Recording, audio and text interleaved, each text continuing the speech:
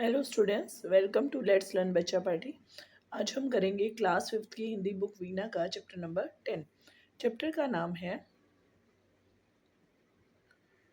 तीन मछलियाँ।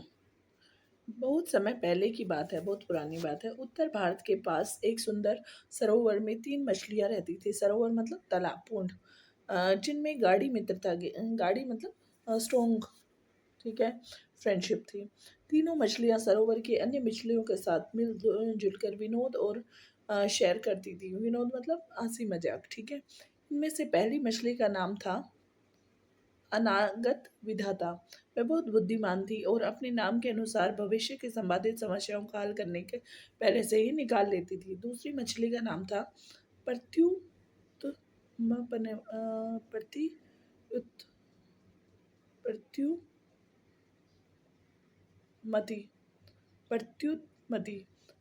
जैसा उसका नाम था वैसे ही तीक्ष्ण और तीव्र उसकी बुद्धि थी। वह भी भविष्य की किसी भी समस्या का पहले से समाधान करने की आवश्यकता नहीं समझती थी, क्योंकि उसकी सूझबूझ इतनी पैनी थी कि वह समय पड़ने पर किसी भी उलझन का हल क्षण भर में निकाल देती थी। तीसरी मछली का नाम था यद भविष्य। अपने नाम के अर्थ के अनुसार वह भी सार्थक थी। वह किसी भी संकट की संभावना पर ध्यान नहीं देती थी, श्रम और चिंतन से बचती थी। उसका मत था कि यत्न करने और सोचने विचारने से कोई लाभ नहीं होता। जो होना है सो होगा, इसलिए सब कुछ समय और भाग्य के भरोसे छोड़ देना चाहिए और निश्चिंत होकर आनंद से रहना चाहिए। आगे देखो। एक दिन शाम के समय उस सरोवर के किनारे अकस्मात दो मछुआरे आ निकल रहे थे। उन मछुआरों ने यह सरोवर कभी पहले नहीं देखा था। इतना रमणीय स्थान देखकर वे सरोवर के किनारे विश्राम करने बैठ गए थे। क्षण भर में उनका ध्यान पानी में सैर करती हुई मछलियों पर गया। अरे देखो, इस सरोवर में कितनी बड़ी बड़ी मछलियां हैं। पहला मछुआरा बोला। हाँ, और इतनी सारी मछलियां एक ही जगह पर पहले कभी नहीं देखी। फिर दूसरा मछुआरा बोला। पहले मछुआरे ने फिर कहा, भाई कल सवेरे हम यहाँ बड़ा जाल लेकर आएंगे और इन सारी मछलियों को पकड़ेंगे। ठीक है, दूसरे मछुआरे ने सहर्ष, सहर्ष मतलब खुशी के साथ, सहमति मतलब हाँ में हाँ भरी दिखाई और दोनों मछुआरे उत्साह से उठकर घर की ओर चल दिए। मछुआरों की बातें तीनों मछलियों ने सुन ली। तुरंत सरोवर की सभी मछलियों को बुलाकर एक सभा की। अनागत विधाता ने सब मछलियों को संबोधित करके बताया कि दो मछुआरे अगले दिन सवेरे सरोवर का जाल बिछाकर डालकर सब मछलियों को पकड़ने की योजना बना रहे हैं। सुनकर सब मछलियां भयभीत हो गई। भयभीत मतलब डर गई। तो क्या करना चाहिए? अनागत विधाता ने कहा कि इस संकट से बचने का सबसे अच्छा उपाय यह है कि सवेरा होने से पहले हम ये सरोवर छोड़कर पास के दूसरे सरोवर में चले जाएं। इस पर प्रत्युपति ने कहा कि मैं तो यहीं रहूंगी। यदि मछुआरे आएंगे उस समय की परिस्थिति देखकर कुछ उपाय ढूंढ लूंगी। यदि भविष्य तो स्वभाव से ही आलसमयी थी। उस कहने लगी कि मैं तो अपने पुराने निवास स्थान को छोड़कर कहीं नहीं जाऊंगी। भाग्य में जो लिखा है वह होगा। मुझे कुछ आगे देखिए करने की आवश्यकता नहीं है। यदि भाग्य में बचना लिखा होगा तो हम सब बच ही जाएंगे। हो सकता है मछुआरे आए ही नहीं। इसके पश्चात अनागत विधाता और बहुत सारी मछलियां घर छोड़कर पास के दूसरे सरोवर में चली गई। प्रत्युत्पत्ति यदि भविष्य और कुछ मछलियों को यदि भविष्य की राय से सहमत थी, वहीं रही। जब सवेरा हुआ तो सरोवर की मछलियां मना रही थी कि कदाचित मछुआरे नहीं आएंगे, परंतु थोड़ी देर में मछुआरों की धमनियां सुनाई पड़ी और उन्होंने आकर जाल डाल दिया। प्रत्युत्पत्ति और यद भविष्य भी जाल में फंस गई। मछुआरे बड़े प्रसन्न थी। कितनी स्वस्थ और बड़ी बड़ी मछलियां उन्होंने पकड़ ली है। अब प्रत्युत्पत्ति अपने बचने का उपाय बड़ी तीव्रता से सोचने लगी और उसे तुरंत सूझ गया कि क्या करना चाहिए। मछुआरों की बातचीत से वह समझ गई कि उन्हें स्वस्थ और जीवित मछलियां ही चाहिए।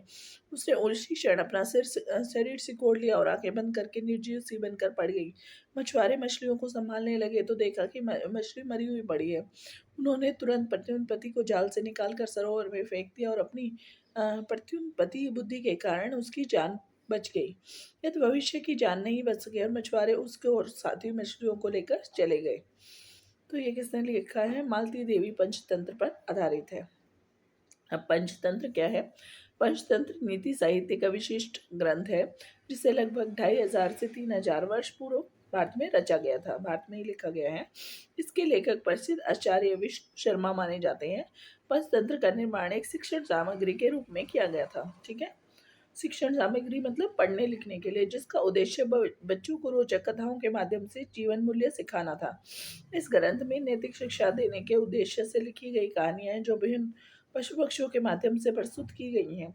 कहानियां न केवल बच्चों को अपितु वयस्कों के लिए भी जीवन के विभिन्न पहलुओं का बोध कराने में सार्थक है, और आज के युग में भी उसकी उतनी ही प्रासंगिक है जितनी प्राचीन समय में थी। ठीक है, तो ये हो गया हमारा। इसके क्वेश्चन आंसर हम करेंगे नेक्स्ट वीडियो में। तब तक के लिए thank you. Hello hello students, welcome to let's learn Bachcha Party. आज हम करेंगे चैप्टर 3 मछलियाँ के क्वेश्चन आंसर। देखिए इसमें क्या दिया हुआ है। क्या आपने कभी नदी, पोखर या समुद्र का तट का भ्रमण किया है? आपने वहाँ क्या क्या देखा? हाँ, मैंने एक बार नदी का भ्रमण किया था। वहाँ मैंने साफ पानी, तैरती हुई मछलियाँ, हरे भरे पेड़ और चहकते पक्षी देखे। पानी में छोटी छोटी मछलियाँ तैर रही थी और किनारे पर रंग बिरंगे पत्थर थे। क्या किसी कार्य को भाग्य के भरोसे छोड़ना चाहिए? अपने उत्तर का कारण दीजिए। नहीं, किसी भी कार्य को भाग्य के भरोसे नहीं छोड़ना चाहिए। हमें अपनी मेहनत और बुद्धि से काम करना चाहिए। जैसे यदि भविष्य ने भाग्य पर भरोसा किया और उसकी जान नहीं बची, लेकिन प्रत्युन्नति ने बुद्धि से अपनी जान बचाई। यदि यदि भविष्य मछुआरों से अपने प्राण नहीं बचा पाई, यदि उसके स्थान पर आप होते तो मछुआरों से अपने प्राण कैसे बचाते? यदि मैं यदि भविष्य की जगह होता तो मैं अनागत विधाता की तरह पहले ही सारी मछलियों को साथ दूसरे सरोवर में चला जाता। अगर जाल में फंस जाता तो प्रत्युन्नति की तरह मरी हुई मछली बनकर अपनी जान बचाता। आगे देखिए क्या है। आपको कौन सी मछली सबसे अच्छी लगी और क्यों? मुझे प्रत्युन्नति सबसे अच्छी लगी क्योंकि उसने अपनी तेज बुद्धि से मुसीबत के समय अपनी जान बचाई। वह बहुत चतुर थी। निम्नलिखित प्रश्नों के सही उत्तर पर मछली का चित्र बनाइए। एक से अधिक विकल्प भी सही हो सकते हैं। देखिए इसके हम यहाँ से करते हैं। फर्स्ट, अनागत विधाता को बहुत बुद्धिमती किस कारण से बताया गया है? किस कारण बताया गया है? नाम के स्वरूप स्वभाव होने के कारण। मछुआरों की बातें सुनकर सभी मछलियों ने सभा क्यों की? अपने प्राण बचाने हेतु कोई उपाय ढूंढने के लिए। मछुआरों ने प्रत्युन्नति को जाल से बाहर क्यों फेंक दिया? उन्हें जीवित मछलियां ही चाहिए थी। मछुआरों के जाल में कौन सी मछलियां फंस गई? प्रत्युन्नति, यदि भविष्य और अन्य सभी बड़ी बड़ी मछलियां। स्तंभ क और ख में संबंध रखने के वाले शब्दों को मिलान कीजिए। जैसे सुंदर का क्या आएगा? सरोवर था, सुंदर सरोवर था। अनागत विधाता क्या थी? बुद्धिमती थी। प्रत्युन्नति क्या थी? तीक्ष्ण और तीव्र बुद्धि थी। बड़ी बड़ी क्या थी? मछलियां थी। और यदि भविष्य क्या थी? आलसी थी। सोचिए और लिखिए। प्रत्युन्नति पहले से ही समस्या का समाधान करने की आवश्यकता क्यों नहीं समझती थी? प्रत्युन्नति की बुद्धि बहुत तेज थी। वह मुसीबत के समय तुरंत उपाय निकाल लेती थी, इसलिए उसे पहले से समाधान सोचने की जरूरत नहीं पड़ती थी। सभी मछलियां के भयभीत होने का क्या कारण था? सभी मछलियां इसलिए भयभीत थी क्योंकि उन्होंने मछुआरों की बात नहीं सुनी। वे अगले दिन जाल डालकर सभी मछलियों को पकड़ने आएंगे। आगे देखिए। जो होना है सो होगा ही, किस मछली का मानना था और वह ऐसा क्यों मानती थी? यदि भविष्य का मानना था, वह ऐसा इसलिए मानती थी क्योंकि वह आलसी थी और मेहनत या चिंतन करना नहीं चाहती थी। वह सब कुछ भाग्य पर छोड़ देती थी। अनागत विधाता ने मछुआरों की योजना से बचने के लिए क्या उपाय सुझाया? अनागत विधाता ने सुझाया कि सभी मछलियां सवेरा होने से पहले सरोवर छोड़कर पास के दूसरे सरोवर में चली जाएंगी। प्रत्युन्नति ने मछुआरों से बचने के लिए क्या उपाय किया? प्रत्युन्नति ने मरी हुई मछली की तरह अपना शरीर सिकोड़ लिया और आंखें बंद कर ली। मछुआरों ने उसे मरा समझकर समुद्र में फेंक दिया। कहानी में आए कुछ संज्ञा,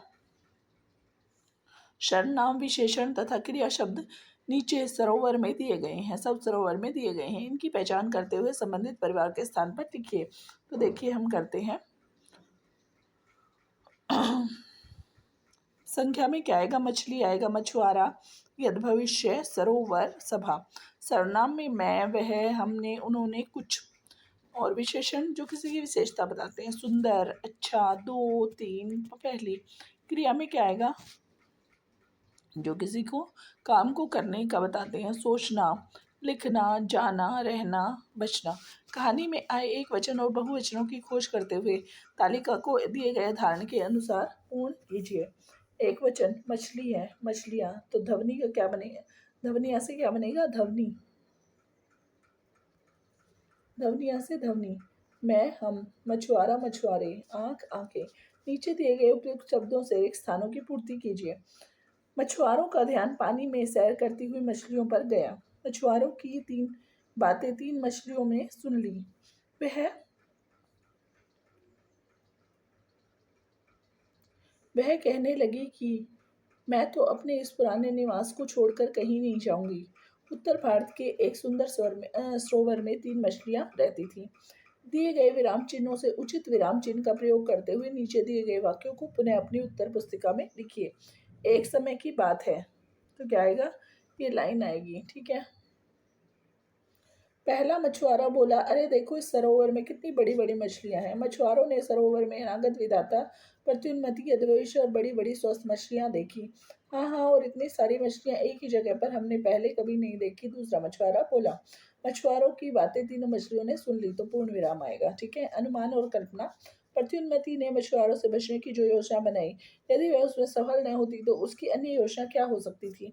यदि प्रत्युन्नति की योजना सफल न होती तो वह जाल में फंसकर तेजी से तैरने की कोशिश करती और जाल को तोड़ने की कोशिश करती। फिर वह पानी के नीचे छिपकर मछुआरों का ध्यान भटकाने की कोशिश करती। क्या आपने समुद्र देखा है? अनुमान लगाकर बताइए कि समुद्र में इतना अधिक जल कहाँ से आता है? देखिए, हाँ, मैंने समुद्र देखा है। मेरे अनुमान से समुद्र में अधिकांश जल नदियों, बारिश और बर्फ के पिघलने से आता है। नदियाँ पहाड़ों और जंगलों से पानी लाती हैं और बारिश का पानी समुद्र में जाकर मिलता है। अपनी सूझबूझ के कारण प्रत्युन्नति मछुआरों से बचकर सरोवर में अपनी मित्र अनागत विधाता के पास पहुंच गई होगी। अपनी लेखन पुस्तिका में लिखिए।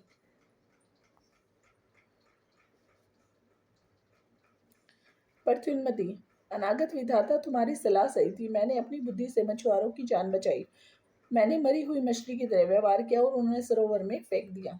अनागत विधाता कहती है, वाह प्रत्युन्नति, तुम्हारी बुद्धि तो कमाल की है। मैंने तो पहले ही सबको चेतावनी दी थी, हमें यहाँ से चलना चाहिए। प्रत्युन्नति कहती है, हाँ, लेकिन यदि भविष्य ने मेरी बात नहीं मानी और वह पकड़ी गई, अब हमें और मछलियों को समझाना होगा कि भाग्य पर भरोसा करने से काम नहीं चलेगा।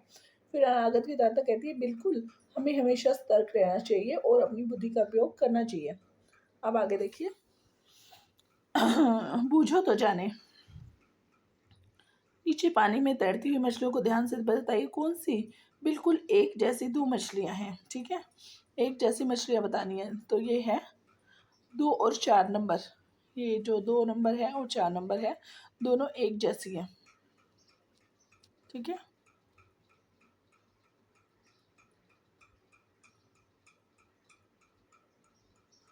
ओके। क्योंकि इसमें ये देखोगे तुम, ये यहाँ पे 2 हैं, यहाँ पे 1 है, इस 2 हैं, तो ये अलग है। विद्यालय के पुस्तकालय में जाकर कहानी में आए शब्दों के अर्थ शब्दकोश की सहायता से लिखिए। ये अर्थ लिखने हैं अब इनके आपको। जैसे गाढ़ी का मतलब होता है घनिष्ठ और गहरी। विनोद का मतलब होता है आनंद और मनोरंजन। तीक्ष्ण का मतलब होता है तेज और पहना। चिंतन का मतलब होता है सोच विचार करना। ठीक है। विश्राम का मतलब होता है आराम करना या ठहराव। श्रम मेहनत। ठीक है।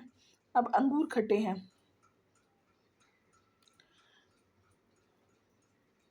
जैसा कि आपने इस पाठ के परिचय में पढ़ा, पंचतंत्र की रचना प्राचीन काल में की गई थी। समय के साथ पंचतंत्र का प्रकाश अरब देशों के यूरोप समेत विश्व के अनेक भागों में हुआ है।